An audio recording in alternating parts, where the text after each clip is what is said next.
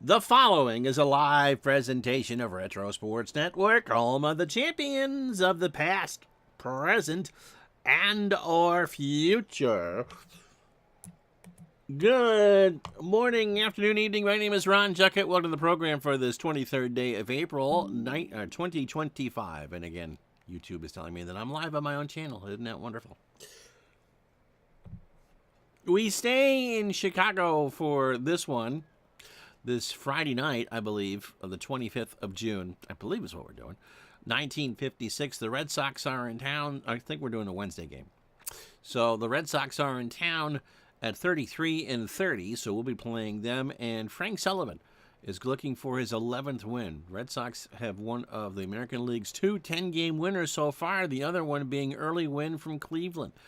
So the Red Sox are hanging in there, and the White Sox are doing more than hanging in there. They're in second place.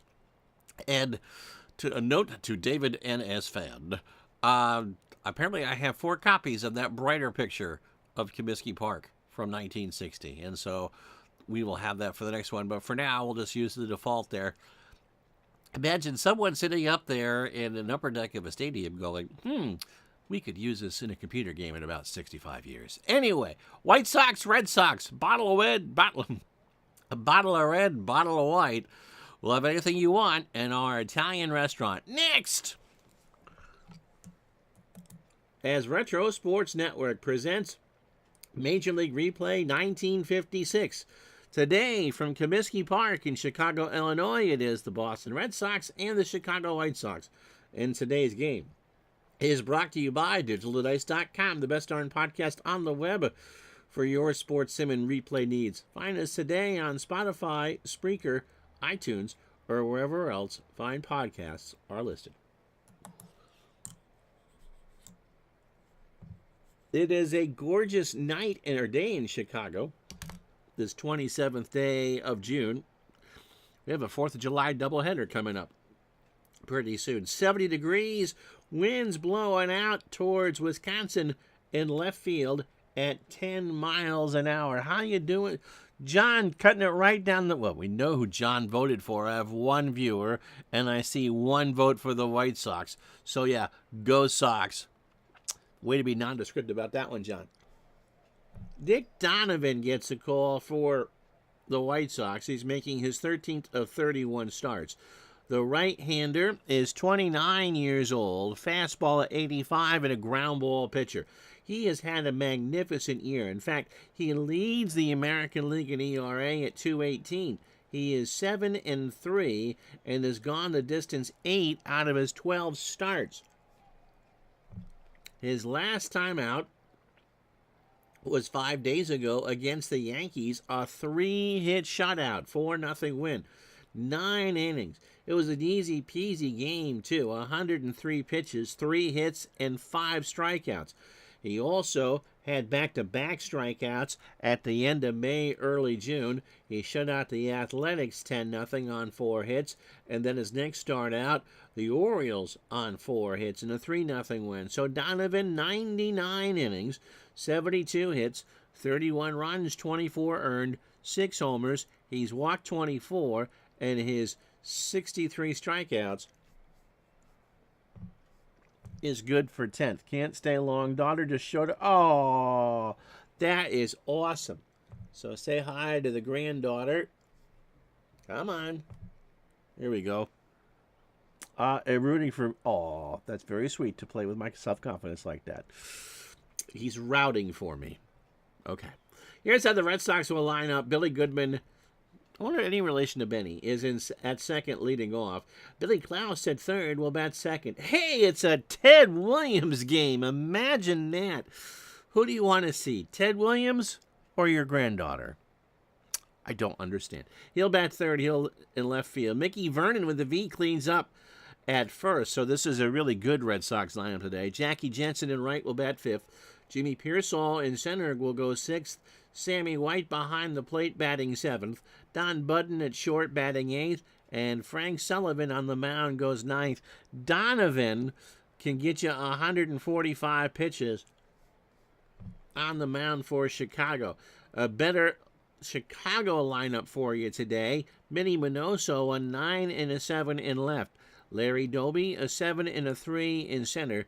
Jim Rivera, the best of the bunch arm-wise, is a 6 and an 8 in right. Fred Hatfield is a 6 at third. Louis Aparicio is a 10 and a 10 at short. Nellie Fox, a 9 and a 10 at second. And Dave Philly is at first. He's a 5. Sherm Lawler, an 8 and an 8 behind the plate. Donovan is an 8 on the mound with a 983 fielding percentage. As we said, it's a gorgeous Wednesday afternoon here in Chicago. Winds out to left at 10, 70 degrees. Goodman stepping in at 278. 4 triples, no homers, and 18 RBI. That isn't actually quite the delight to get a surprise visit from your granddaughter. So special. Pitch to Goodman. And that is a ground ball to Aparicio. Louis throws over to first. Philly is there, 1 out. Demo says, nice to... Oh, yeah, the podcast. You're welcome on that.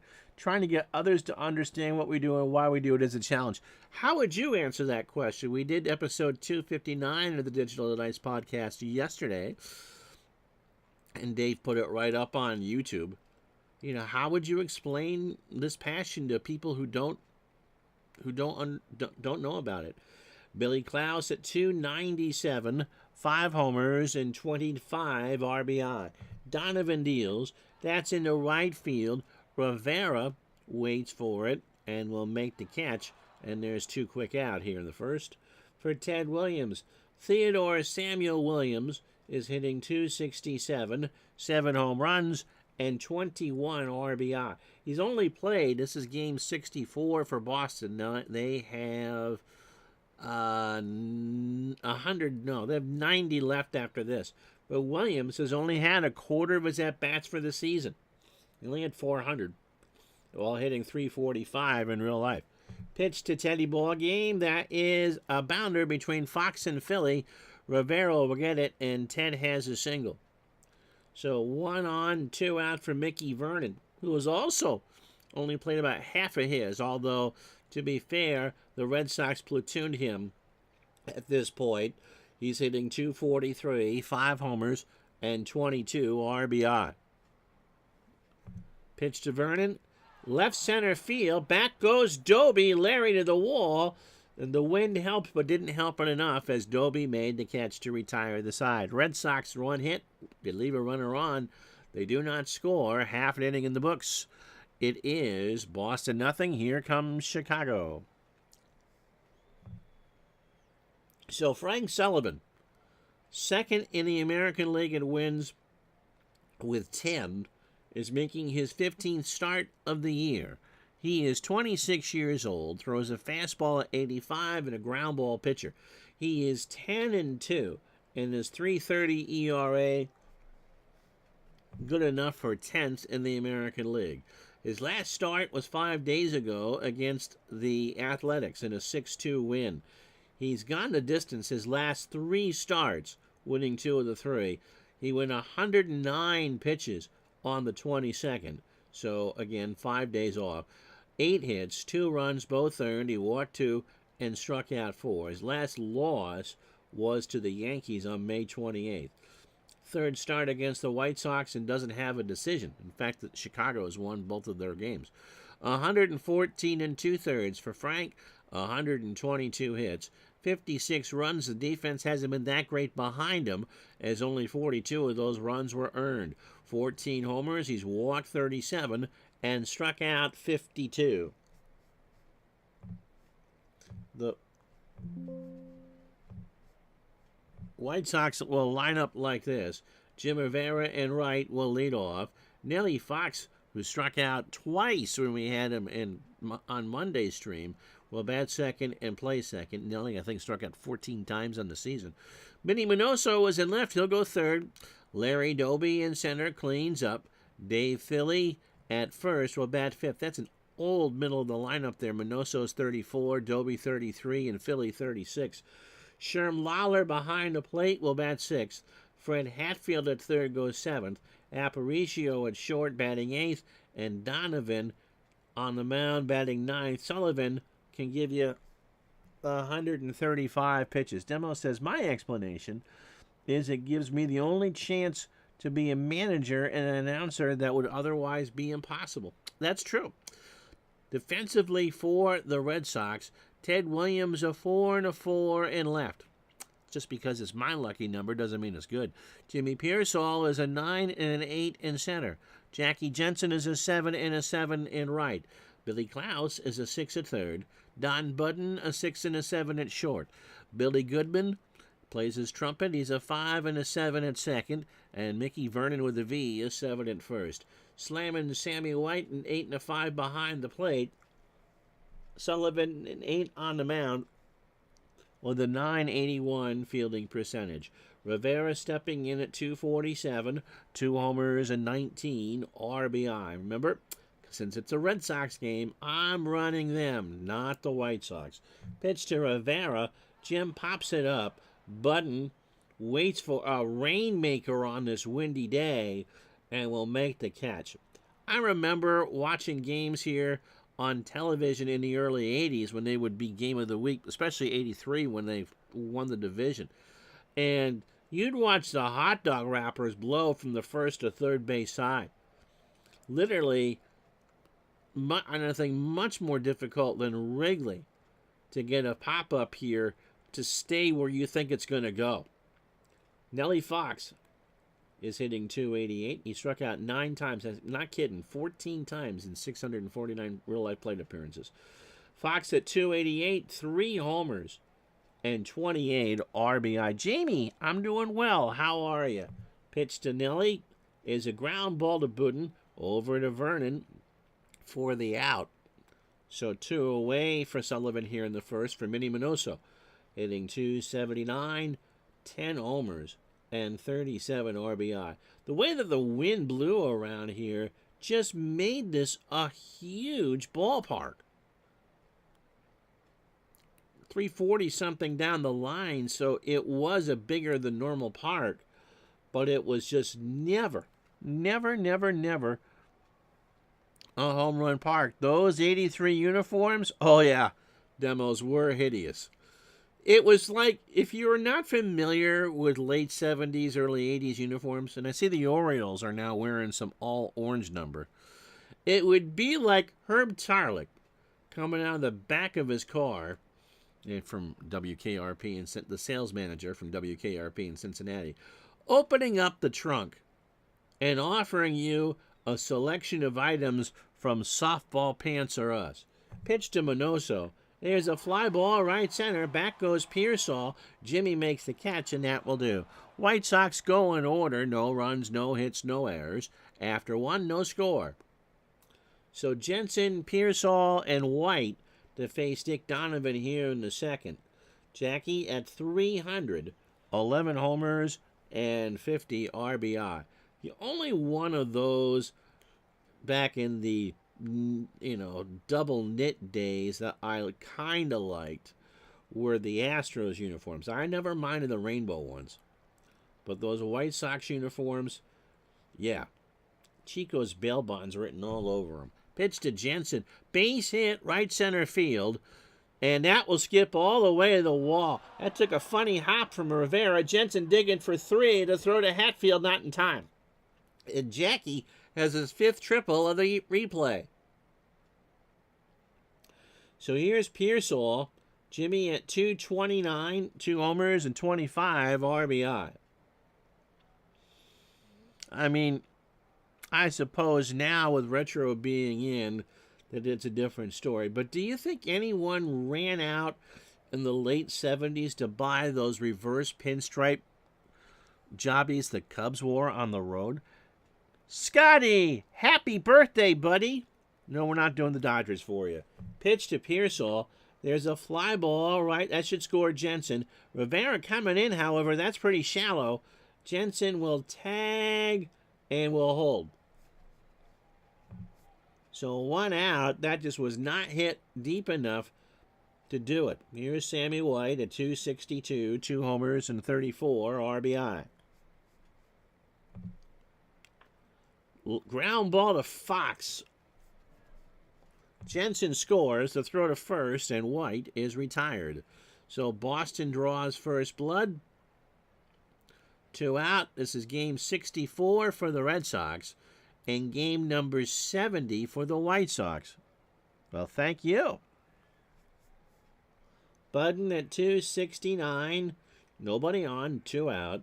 4 homers and 30 RBI. There's a ground ball to Fox. Second verse, same as the first, and the side is retired. Red Sox break through with a run on a hit. They don't leave anybody on. After an inning and a half, Boston 1, Chicago nothing. So 4, 5, and 6 for Chicago. Doby, Philly, and Lawler to face Sullivan here in the second. Larry hitting .258, 6 homers, and 35 RBI. That's up the middle. In fact, I hit the back of the mound, and Pearsall had to move to get in the right spot for it. So that's the first hit for Chicago. That'll bring up Dave Philly. Dave at .294, a home run and 23 RBI. Sullivan deals, and that is a base hit past Billy Goodman into right field. So back-to-back singles for Chicago. For Sherm Lawler hitting .288, a home run, and 28 RBI.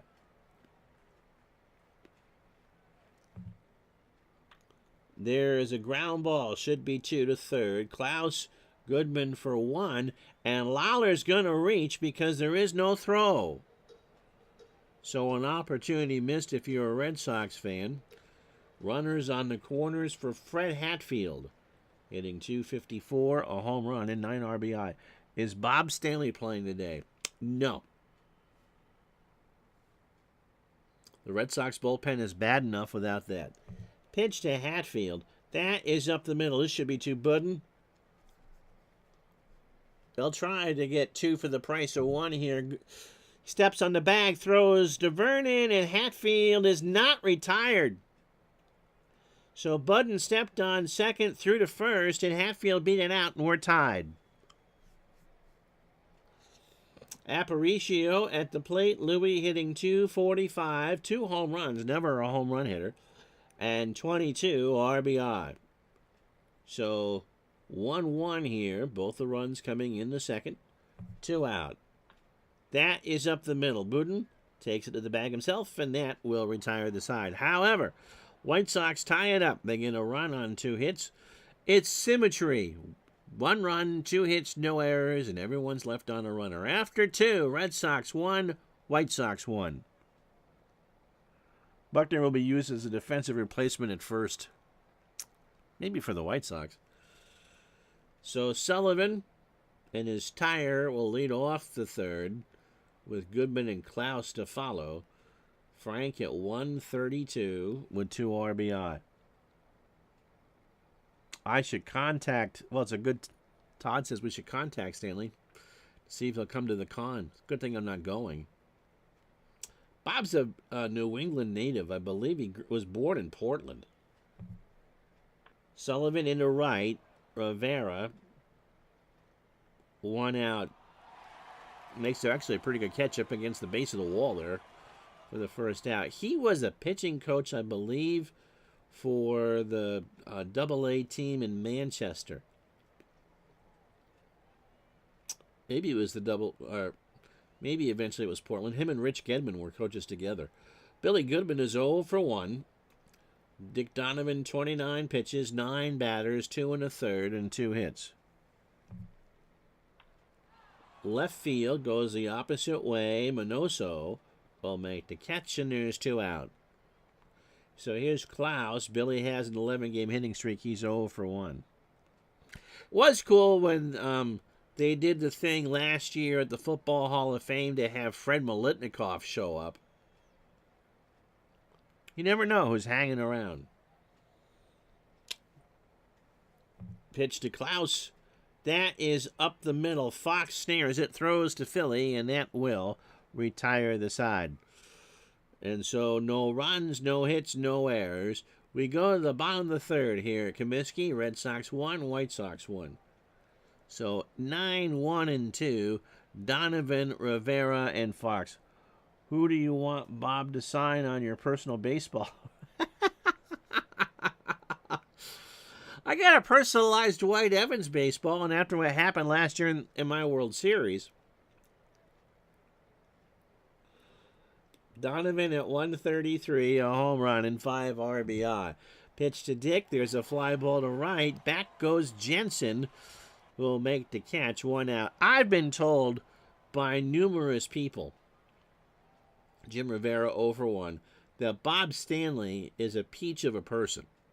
Sullivan 31 for his opening 9, 2 1/3, and 2 hits.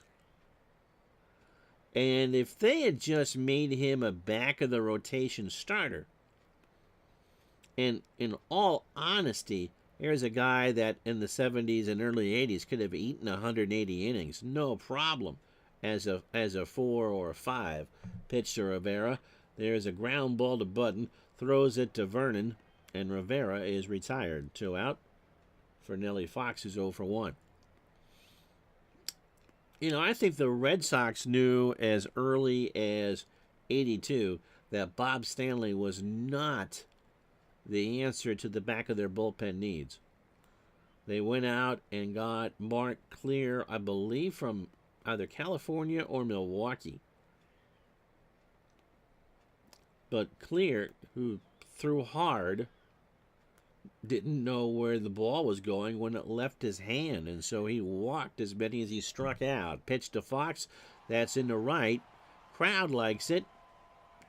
Jackie Jensen does too, and that will retire the side.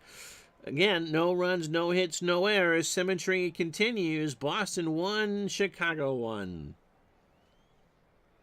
So here's Williams. Ted singled his first time up. Vernon and Jensen here in the 4th.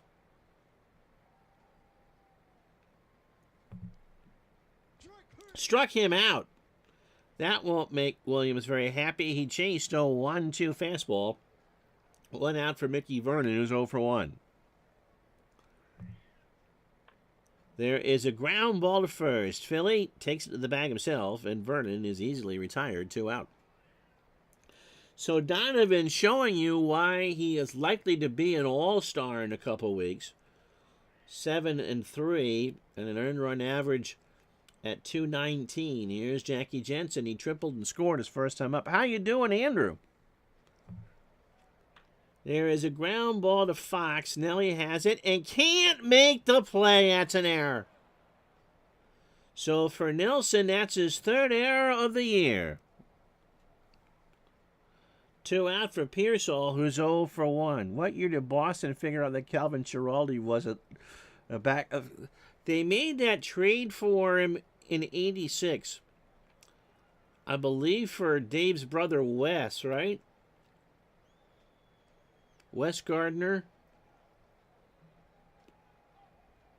And Schiraldi, who was just kind of stuck with the Mets because the Mets had McDowell and Orozco, who seemingly pitched forever.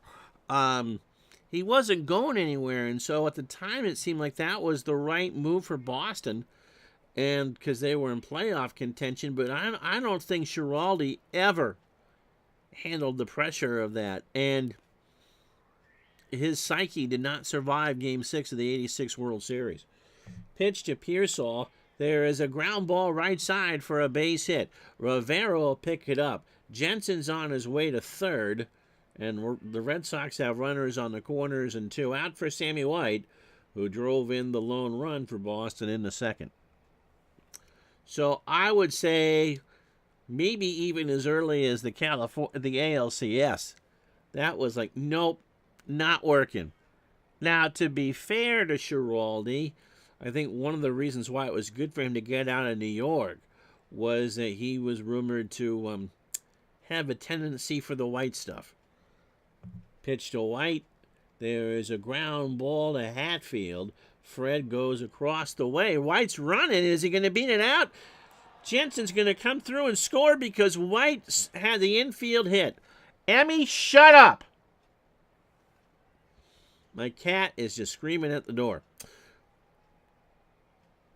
So an infield single by Sammy White And the Red Sox go up 2-1. The error hurts. Budden 0 for 1. And the cat listened. There's a slow chopper to third. Hatfield goes across the way to Philly, and that will retire the side. The Red Sox get a run on 2 hits. The White Sox make an error. The cat making all sorts of noise. After 3.5, Red Sox 2, White Sox 1.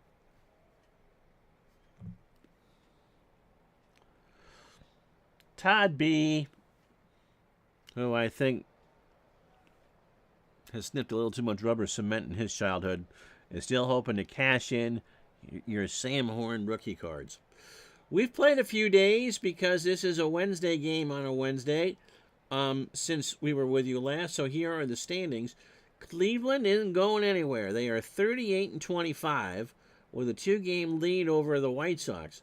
Detroit 4 back in third. The Red Sox in fourth at 33-35 back. And then the Yankees are still under 500 at 32-34. Washington hanging around. Then Baltimore and Kansas City's waiting for Lenny Dawson. That sounds like a movie, doesn't it? In the National League, the Dodgers are playing almost 700 ball. They're 42-19. It is a 2-team race. Milwaukee 3.5 back. The Redlegs 10.5. And when you are closer to the cellar than you are to first place, that isn't good. Tuesday's games, the White Sox shut out the Red Sox 4-0.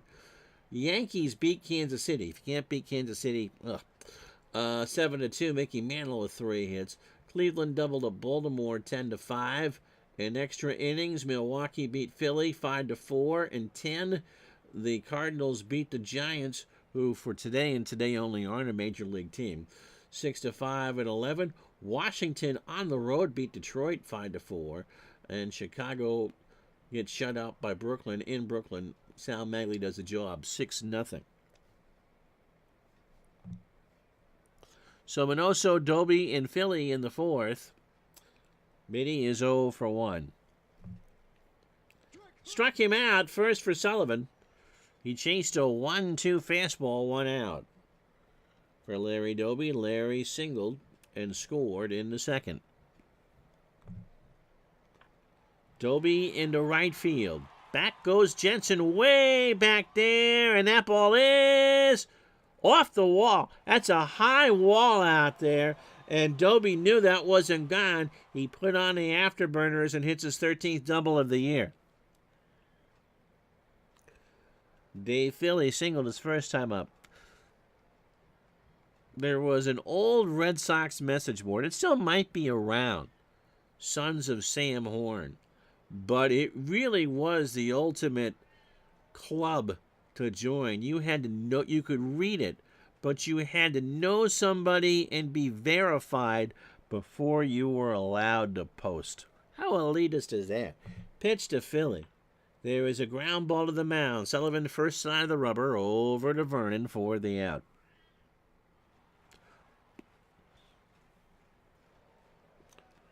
One second while I yell at the cat.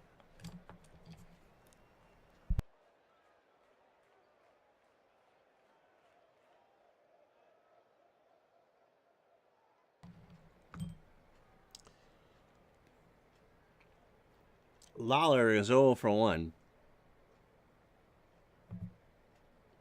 And Sullivan hit him. So, never hit the catcher. Why would you hit the catcher for? So, first and second, 2 out, and Lawler's hurt. It got him on the arm. In fact, it got him right around the elbow. And so, Les Moss is going to pinch run.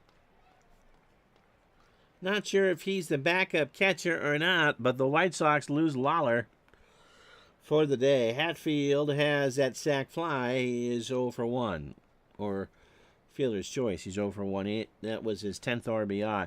Andrew remembers Soch. Never able to post it. Was the go-to message board back in the day. They had enough insiders there to make it worth your while. A lot of good analysis. But yeah, it was just kind of everything you would think that a Boston sports bar would be, or bar, would be with Soch. Pitch to Hatfield. Ground ball to Goodman. This should get him out of the inning. Throws to Vernon, and that will do. White Sox will leave on 2. The Cats' feelings have been hurt. No runs, a hit, no errors after 4. Boston 2. White Sox 1. So Sullivan, Goodman, and Klaus to face Donovan here, unless Moss is the new catcher. Moss is 31. He is a 4 and a 3 behind the plate, and he will bat 6th.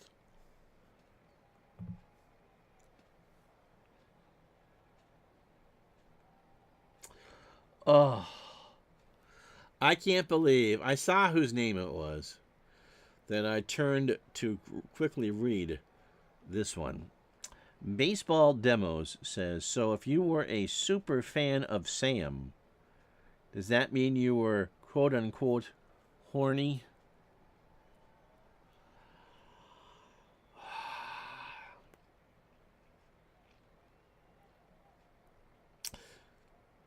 Apparently, your birthday did not mellow you in any way, shape, or form, did it? Sullivan's 0 for 1. Struck him out. Donovan got him on an 0-2 curve. Speaking of son of Sam, and no, that wasn't Baseball Demos. I think we've talked about in the past that I was actually at, the first baseball game I went to was at Shea Stadium, August 9th, 1977. I was 53 years old when I learned that the arrest of Mr. Berkowitz, the son of Sam, was the very next day. He was arrested on August 10th, 1977. That's just wild. 18 batters deep for Donovan, 65 pitches, 4 1/3, 4 hits, and 2 strikeouts. One of the 2 runs is earned. Goodman is 0 for 2. Popped up. Fox on the grass, 1 out. Or 2 out for Klaus, who's 0 for 2. And that one's hit deep to left field. Back goes Minoso, but Minnie will track it down, and that will do. Halfway home on a reasonably warm Burlington summer day. Red Sox 2, White Sox 1.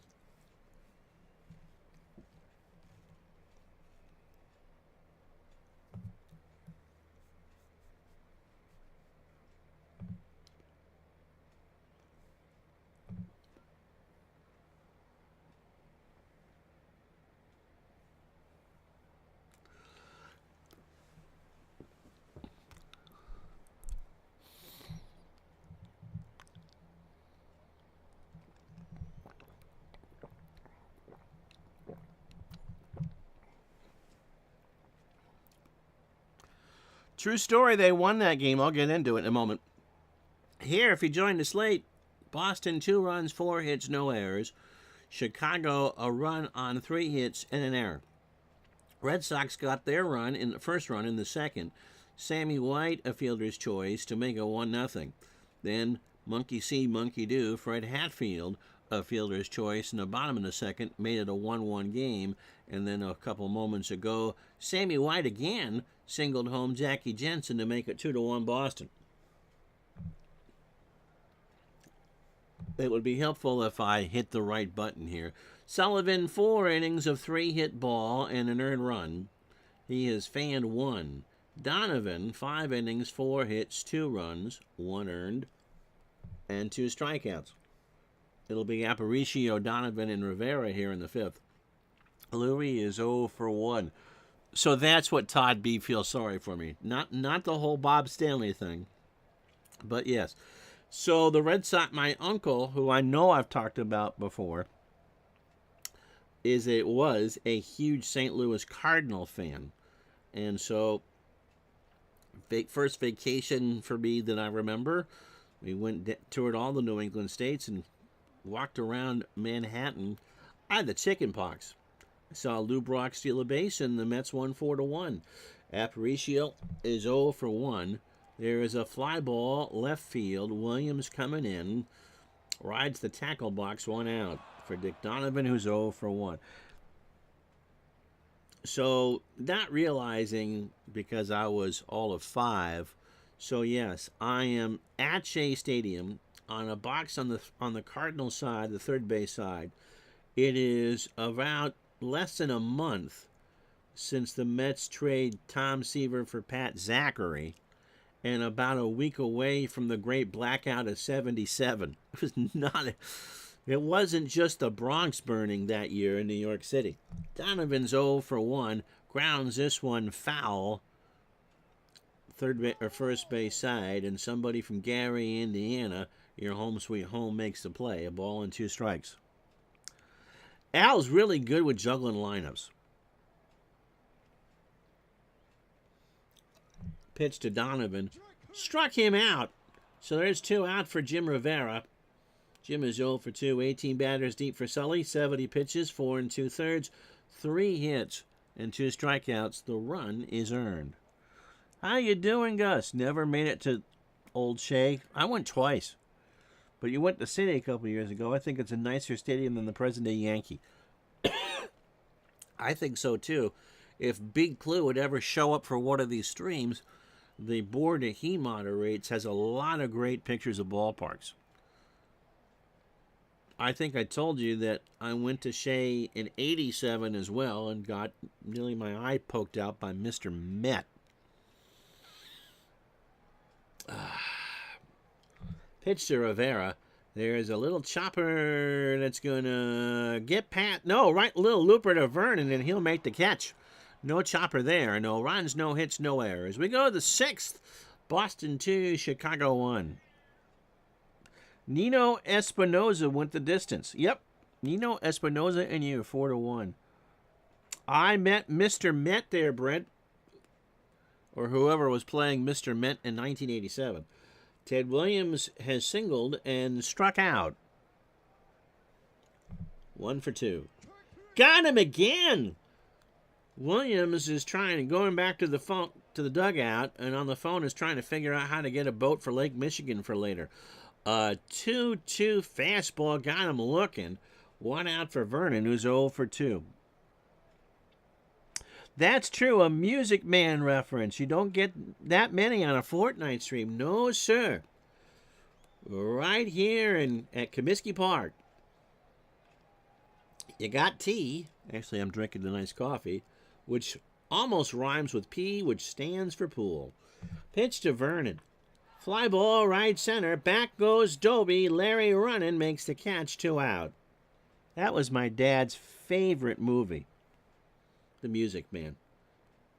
Jackie Jensen, 1 for 2. Tripled and scored twice. Is there? No, there is a Mrs. Met. They kept her out of the clubhouse, though, I'm sure. 2 out for Jackie. Donovan deals. There's a fly ball right field. Rivera going back. Well hit and gone. Upper deck shot for Jackie Jensen, and the Red Sox go up 3 to 1. Only the 5th hit. Jensen has the hard part of the cycle. He's got a triple and a homer. I don't know if he'll have 2 more at-bats. That one, the wind is now blowing out to right center towards Lake Michigan at 10, and that one just kept going and going and going, and all Rivera could do was turn and watch it go.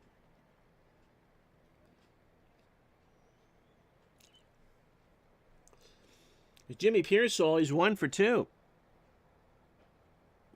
Andrew went to Shea in 92. It was, back in 1975,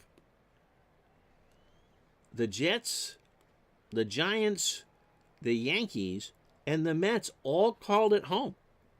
So there were 14 regular season football games, all on a grass field, and 162 baseball games. Left field, Minoso is going to run out of real estate again, and that hits the facing of the second deck. So the Sox go back-to-back Pearsall homers, and it's a 4-1 Red Sox lead. For Jimmy, that's his 3rd of the year.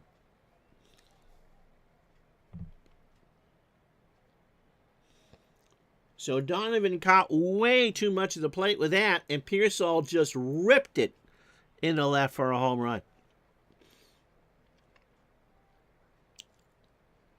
I went to Montreal back in '88. In fact, I was going to do the game I went to and forgot. Sammy White, by the way, 1 for 2, has a single and 2 RBI, one on a fielder's choice. Sox up 4-1. And at that point, the Big O had only been open 11 years. And was just a concrete bull. Had all the charisma and excitement of a bottle of ginger ale you left on the counter overnight open. Pitch to White. There's a fly ball to right. Rivera, are we going to go 3 in a row? No. Jim makes the catch on the track, and that will do. 2 solo homers for the Red Sox. Jackie Jensen and Jimmy Pearsall. We played 5.5. It's Boston 4, Chicago 1. I miss the days when NFL and MLB shared places. Part of the NFL field was just dirt. Yeah, I love those. I'm betting that all the women that day in August were swooning over Lee Mazzilli. They could have. I don't think my mother cared either way, but they could have. Forgot in the 70s actually went to Shane wants to see the Jets. But Namath was hurt and didn't play, so that pretty much was the entire decade. Nellie Fox is 0 for 2. Years ago at the store, when I worked at the sports store, Fox grounds it, or lines it to third. Klaus makes the great leaping catch, 1 out. Had a guy come in looking for Jet stuff, which in northern Vermont is rare to do so. But this might have been right around the time of Mark Sanchez, so maybe not too rare. And got talking, and I said, you must have grown up on Long Island. Minnie Minoso 0 for 2 with a K. And he said, yeah, he was a season ticket holder up in the upper deck from the 60s to when they moved to New Jersey in '84.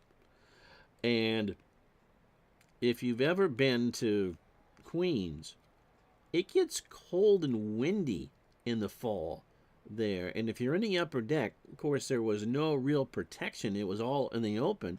And you'd get that wind right off of Flushing Bay. Made you want to get a bottle of blackberry brandy. Minoso into right field. Jensen moving over, makes the catch, and there's 2 out for Larry Doby, who has a single, a double, and a run scored. Jet stuff was always in clearance. Always, yep. Andrew went to Olympic Stadium a dozen times.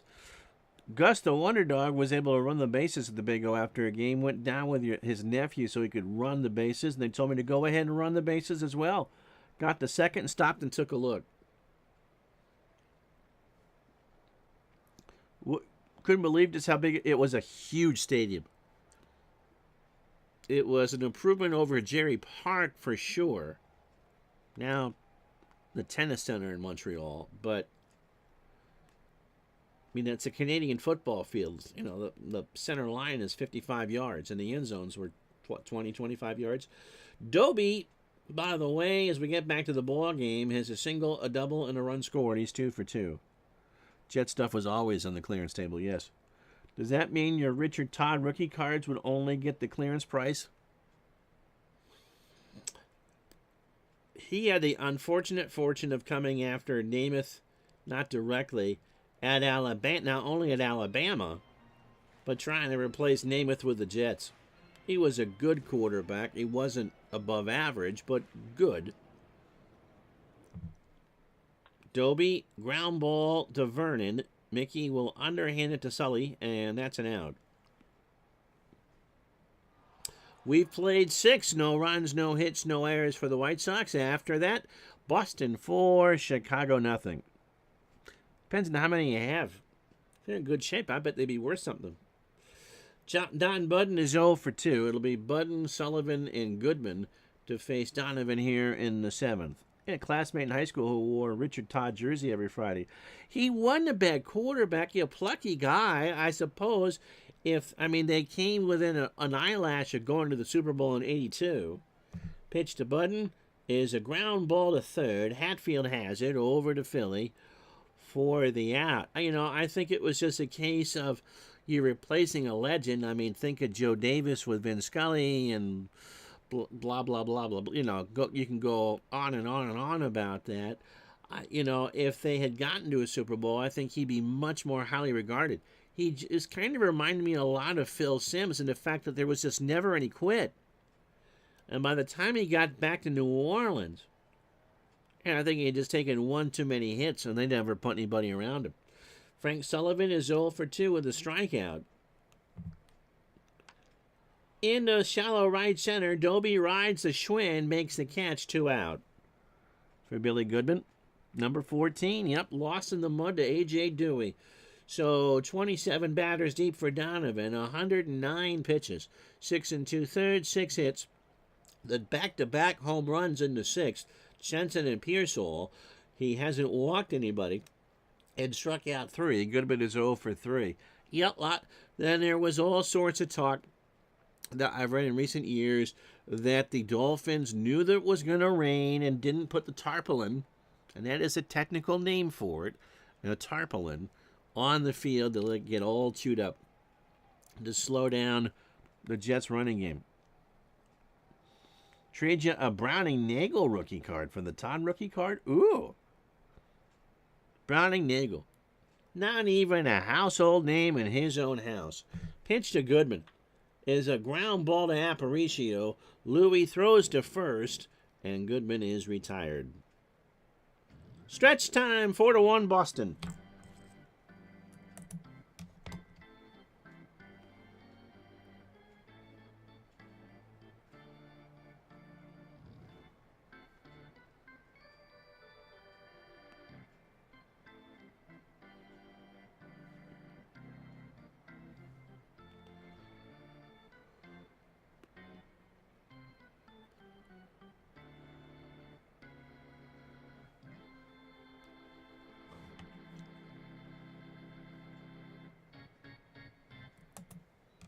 Red Sox went in order in the top of the 7th. It really is a Chamber of Commerce day here in Chicago. 74 degrees, winds blowing out the center at 5. So the wind has changed direction 3 times in this one. Dave Philly 1 for 2 with a single. They discovered Nagel played out of the shotgun so much in college that he couldn't handle a snap under center. I forget, where was he a college quarterback? And now would be the right time to mention the passing of Mike Patrick,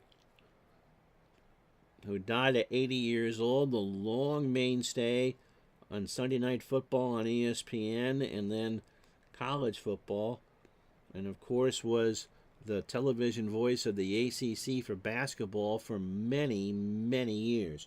Pitch to Philly is a ground ball to third. Klaus has it over to Vernon, and Philly is out, 1 away. Louisville, okay, or Virginia. Les Moss, who is in for Sherm Lawler, hitting .346, a home run and 6 RBI. So one of those modern, for the time, offenses. My buddy John Johnston, who does the hardcore college football history page on Facebook and YouTube channel, just did a 2-part series on the wishbone and how it came to be and how it died.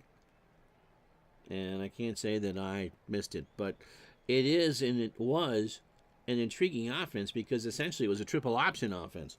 Pitch to Moss. There's a fly ball, right field. Jensen coming in and will make the catch, 2 out. Fred Hatfield is 0 for 2 with an RBI. But one of the reasons why it died out, besides the fact that defensive players could read it better, had to do with Troy Aikman. If you remember, Aikman was recruited to and went to Oklahoma. But Oklahoma ran the wishbone. And it's not an offense that you throw out of. It is a running offense. And Aikman, knowing that he was professional quality, left and went to UCLA And that was kind of the beginning of the end. Pitch to Hatfield. There's a fly ball left field. Back goes Williams, and Ted is there. So there you go. We played 7. No runs, no hits, no errors. Sullivan, who I know is going to go to the All-Star game, leading 4-1 after 7. So Klaus looking to get that hitting streak to 12. Williams and Vernon here in the 8th. Billy is 0 for 3. It was Louisville. Okay. Scotty's always been a fan of the Maryland Terrapins. You a Frank Reich fan? Pitch to Klaus. That is a high ground ball to second. Fox to Philly, 1 out. That's why J.C. Watts went to Congress instead of the NFL. Watts was one of the few quarterbacks, though, that Barry Switzer would let throw. Not often, you understand, but throw. Ted Williams 1 for 3. He has singled and, surprisingly enough, struck out twice. Andrews High School ran the wishbone. I had led the team in receptions my senior year with 3.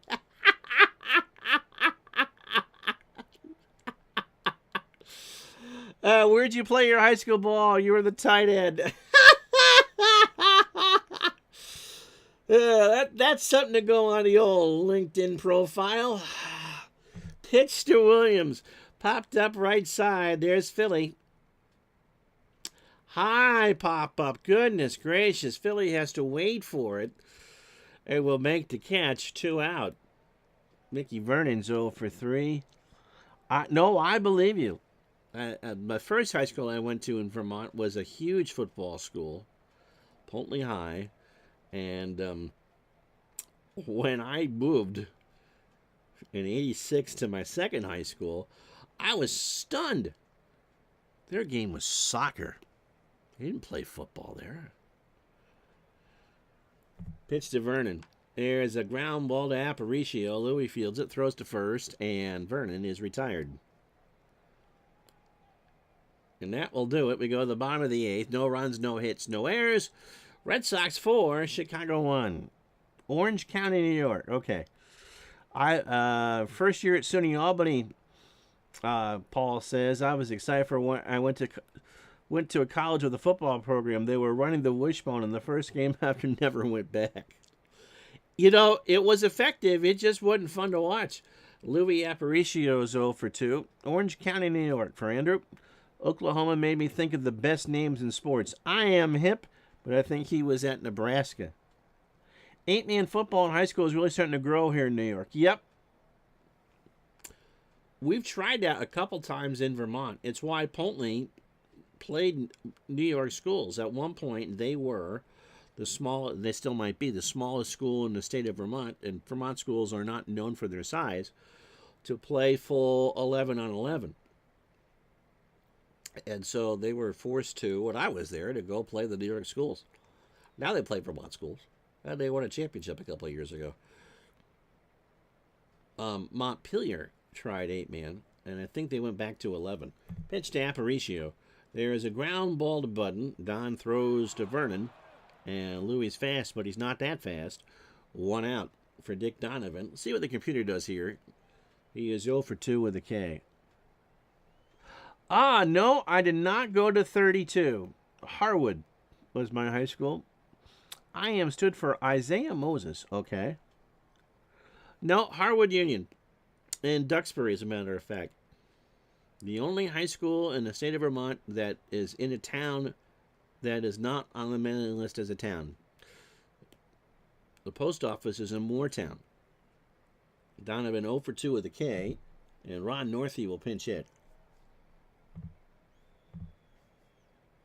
Northey, as a pinch hitter, hitting .250, a home run and 3 RBI. Overall, 5 for 15, 2 homers and 5 RBI. Oh, He Hate Me came out of Oklahoma, huh? So, we had to go get our mail after we moved to Duxbury, as a matter of fact, because there was no delivery service. But yes, but anytime you saw the school in the paper, the date line was Moortown, although it was in Duxbury. Pitch to Northey.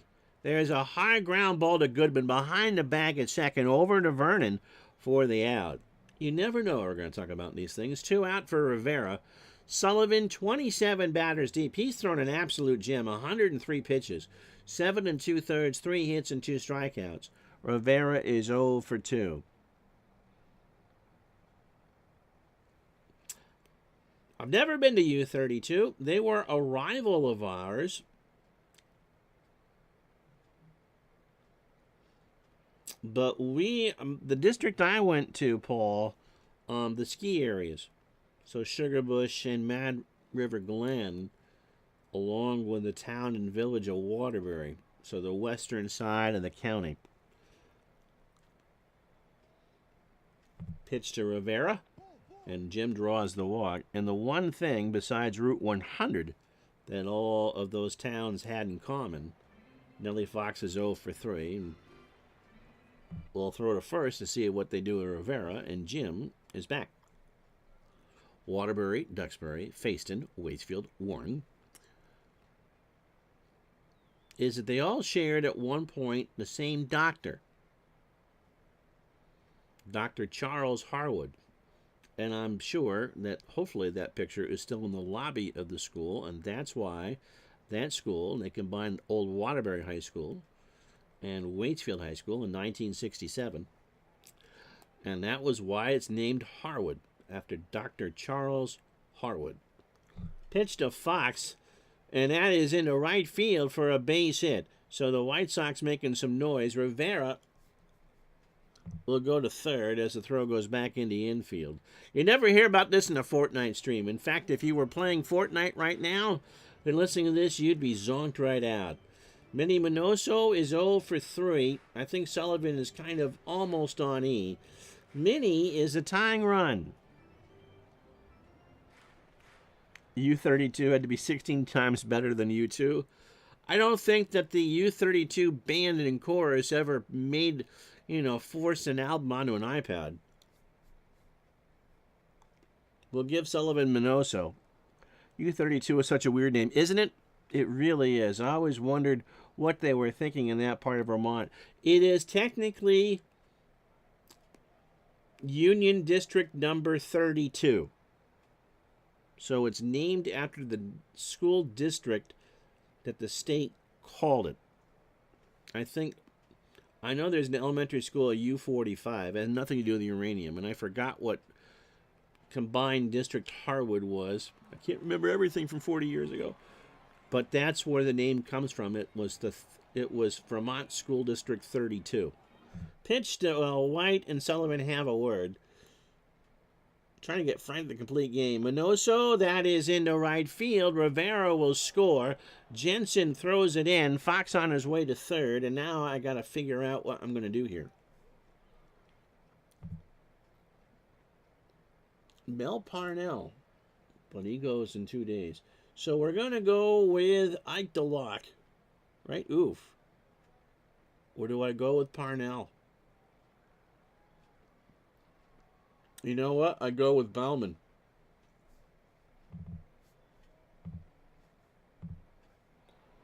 So they'll take the chance with the tired Bauman. Barbara, I'm well. How are you? Frank is 23. Fastball at 90. Making his 14th appearance. 0-2 with a 4.15 ERA. Now finds himself in a save opportunity. The Bow. Oh, how cute. Last pitched 3 days ago against Kansas City. He has not pitched in a game the Red Sox have won. That's interesting. Every time he's pitched, there's an L there. He went 1 inning, 31 pitches. He started against the White Sox on May 20th and got Christmas treed. 3 walks his last time out. Overall, 21 2/3, 25 hits, 12 runs, 10 earned. He's allowed 3 home runs. He has walked 17 and struck out 14. That'd be cool. Paul, let me know when you're coming over. Grab lunch on Church Street this time of year. Larry Doby is 2 for 3 today. He has single, doubled, and scored. So the tying run is Minoso on first. 4-2 Red Sox, 2 out, bottom of the 8th. Chicago trying to get back into this one. Pitch to Doby is a fly ball to right. Back goes Jensen, and that will stay in the yard, and it worked. Chicago makes it interesting. They get a run on 2 hits, no errors. They've left on 5. We go to the 9th. Boston 4, Chicago 2. Sandy Consuegra will come in to pitch for the White Sox. He's 36, making his 18th appearance, 1-3, with a 3.05 ERA. He's made 5 saves, which didn't exist in 1956, which is good for third in the American League. He last went more than a week ago against the Baltimore Orioles, got the 9-out save in a 4-3 win, 37 pitches, 4 hits, 2 unearned runs, and 2 strikeouts. Overall for Sandy, 20 2/3, 24 hits, 10 runs, 7 earned, walking 3 and striking out 4. An extreme ground ball pitcher that throws a fastball at 81. Scotty says the birthday boy, one of the most beautiful hikes here in the Washington Cascade Mountains is Trail 22, which ends at Lake 22. And Andrew will know what Paul's going to know what I talk about when I say TV 22, Cable 4. Jackie Jensen has homered in this one, a solo shot in the 6th, 2 for 3, got the triple, and he scored 3 times today. For those of you who play league replays, do you close with whomever, or you try to keep the same guy? I think it depends on the year you're going. I think the temptation, and this is just me talking out my tushy here, is you go with who they went with in the regular year. Whether you should do that or not is another story, because you got a guy, a setup guy, that maybe had a run lower ERA. That's who I would go with. But in the stocks, you go with who you brought. Pitch to Jensen. There is a base hit over Aparicio in the left center field. Jackie's got a single. He's had a big day. If the White Sox tie this, he'll have a chance at the cycle with a double. People are just a couple hours away from Burlington. Jimmy Pearsall is 2 for 3 today. He had the other solo homer in the 6th. He now has 3 on the year with 26 RBI. The older the league, Paul says, I think you can throw out even the best starter. Yeah, didn't Walter Johnson lead the team in saves, which didn't exist? In 1914, he closed out on his day off if he's not busy playing the outfield. And Scotty tries to use the players who are actually in the game but within reason. Pitch to Pearsall. That is up the middle. Aparicio to Fox for 1, and there is no throw. Louis robbed them of a base runner there, and with a perfect underhand of the waiting Nellie Fox. 1 out for White. Here are the 9. Sammy 1 for 3. He has driven in 2. And that is foul. No, is that a fair ball? They say it's fair. Minoso has to get it. Hatfield made a bad play. Pearsall around third. They're going to try and score. Pearsall, Minoso back at the wall. Throws it to Aparicio, who throws home. Not in time. Minoso threw a dead solid strike to Aparicio, who has a cannon of an arm, but Moss couldn't get down the tag, and the Red Sox go up 5-2. Budden is 0 for 3. So White on second. 5 runs, 8 hits, no errors for Boston. They have left on 3. The White Sox, 2 runs, 5 hits, an error, and they've left on 5. There is a ground ball to third. Hatfield will make this play. He'll look White back. He throws to first for the out. With places like Digi Dugout and Ronbo's replay guides, you can easily find out who was in a ball game to start. Frank Baumann is not going to hit here. Who can hit a righty? It will be Norm Zouchin. Norm hitting 125 as a pinch hitter, 178 overall with 2 RBI. White on second, 2 out. Red Sox have a run in. That is up the middle. Aparicio snares it, throws to Philly on the run, and that will do. Red Sox get a run on 2 hits and no errors. We go to the bottom of the 9th. Chicago 3 to tie, 4 to win.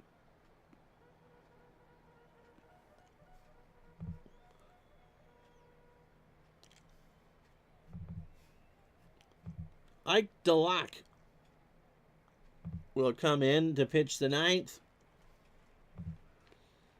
Ike is our version of Bob Stanley in this one. I went to college with a young lady from Claremont. I am the filling in the middle. Andrew, do you know anybody named Beliveau or Davidson? DeLock, who has a nice groove. 27 years old, fastball 93 and a fly ball pitcher. 2-9 on the replay with a 5.21 ERA. He is done starting. He now will move to the pen and be our Bob Stanley. He hasn't won since June 3rd. He last pitched on the 24th. He went 4 1/3 against the Athletics and lost. Oh, God. 85 pitches, 2 hits, a run it was earned. He walked 3 and struck out 4. 67 1/3 for Ike. 68 hits, 42 runs, 39 earned. 7 homers, 42 walks, and 53 strikeouts. Philly, Moss, and Hatfield scheduled. Dave is 1 for 3 with a single. Yes! Baseball Reference has the batting orders, too. Parallel League. There's a lot of Beliveau down this way, but... Oh, none personally. Okay. I went to college with Deb, who ended up working at a station down in Manchester. And she married someone that she went to college with by the name of Bill Davidson, who's in the band. And they have... one of their kids is an extremely talented drummer by the name of Nick. But she grew up in Claremont. You never know what we're going to talk about here. Pitch to Philly. That's into left field. It goes the opposite way. Williams makes it 1 out. For Les Moss, who's 0 for 1. As we said, 3 to tie, 4 to win for the White Sox. DeLock deals. Struck him out. He got him on a 2-2 looking. And so last chance saloon for the White Sox is Fred Hatfield. Freddie is 0 for 3 with an RBI. There is a ground ball to Button. How about that? The Red Sox are going to win. Throw to first, and that will do. So the Red Sox winners on this Wednesday afternoon by the score of 5-2. In 2 hours and 20 fake minutes, the Red Sox moved to 34-30, 5 runs, 8 hits, no errors. They left on 4. That's efficient. The White Sox fall to 34-26, 2 runs, 5 hits, an error, and they left on 5. Jackie Jensen is going to get your MVP. I agree with that. 3 for 4, a home run and a triple. I believe he drove in 3 of the 5 runs. Frank Sullivan, 7 2/3 to pick up his 11th win. Again, we'll see him. Washington, right? That's where the All-Star game is in 56. 7 2/3, 5 hits, 2 runs, both earned. He walked 1 and struck out 2. Baumann just faced the 1 batter, and then DeLock came in to get the 3-out save. He got the side in order with a strikeout. Dick Donovan, the 2 long balls was his undoing. He falls to 7 4, 8 innings, 6 hits, 4 runs, 3 earned. He struck out 3, and Consuerga gave up a run in his inning, allowing 2 hits. So as the standings change, Cleveland's lead goes to 2.5.